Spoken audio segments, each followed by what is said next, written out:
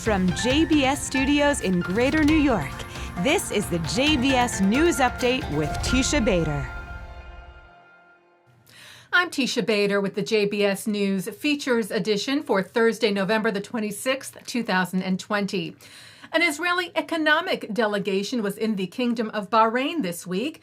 The group met with Bahraini Minister of Industry, Trade and Tourism, Zayed bin Rashid Al Zayani, who called the gathering in Manama the beginning of a strategy to enhance joint cooperation between the two countries in order to achieve common interests within the framework of peace. And Israel's Sephardic Chief Rabbi Yitzchak Yosef met with a delegation of Bahraini royals in Jerusalem that same day. The representatives were in Israel on behalf of the King Hamad Global Center for Peaceful Coexistence.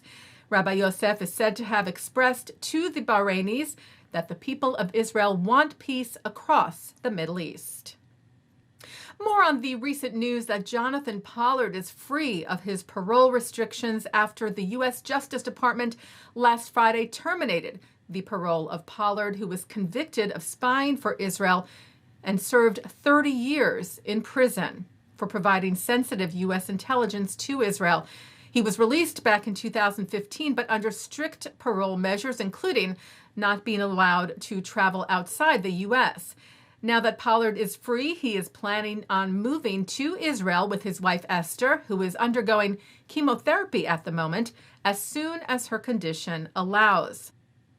Israeli Prime Minister Benjamin Netanyahu's office released video of a phone call that Netanyahu held with Pollard, where you can only hear the Prime Minister's end of the conversation, which he called very warm and moving. So when are we going to see you here? We're waiting for you.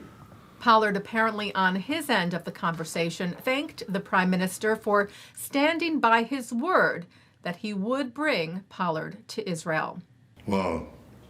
Thank you, John. This is very moving for me to hear that. Thank you, I appreciate it. You should feel comfortable, and you should feel, you should really feel at home, and you should feel comfortable. You should have now a comfortable life where you can pursue, both of you can pursue your interests, and we can take care of Esther in the best medical treatment in the world.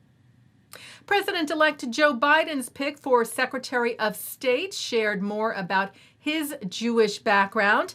Upon accepting the nomination in Wilmington, Delaware on Tuesday, Antony Blinken spoke of his family history, mentioning how his grandfather, Maurice Blinken, fled pogroms in Russia to make a new life in America, and speaking of his late stepfather, Samuel Pizar, a Holocaust survivor.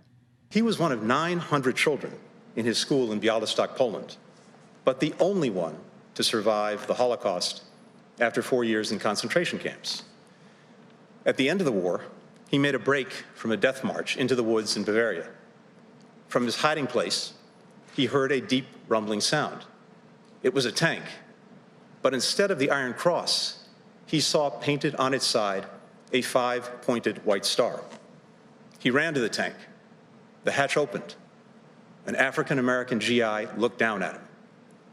He got down on his knees and said the only 3 words that he knew in English that his mother had taught him before the war: God bless America. Well, the Grammy Award nominations were announced this week. Among the Jewish nominees, the band Haim, made up of sisters Alana, Danielle, and Esti, whose father is Israeli, for Album of the Year for Women in Music Part 3, and for Best Rock Performance for their song The Steps. 2 Jewish comedians are up for Best Comedy Album, Jerry Seinfeld for 23 Hours to Kill, and Tiffany Haddish for Black Mitzvah, inspired by her discovery late in life that her father was Jewish and her celebrating a bat mitzvah. Broadway composer Stephen Schwartz's West End adaptation of The Prince of Egypt is up for Best Musical Theater Album. He will be competing against fellow Jewish composers Alan Menken and the late Howard Ashman for the new off-Broadway cast recording of Little Shop of Horrors. An orchestral adaptation of The Diary of Anne Frank is vying for Best Classical Compendium, and the late Leonard Cohen received a posthumous nomination for Best Folk Album for Thanks for the Dance. The awards celebrating the best in music will be held on January the 31st. Taking a look now at our programming for tonight on JBS for Thursday, November the 26th. At 7 o'clock, it's Talmud study. At 8, Richard Rubin discusses being Jewish in America. At 9, Mark Golub sits down with Jeffrey Gurak to discuss aspects of the Jewish experience in America, followed by a Thanksgiving cantorial concert. And coming up next, it's Israel in Style. And that's the JBS News Features edition for Thursday, November the 26th, 2020. I'm Teisha Bader. Stay healthy, stay well, and happy Thanksgiving.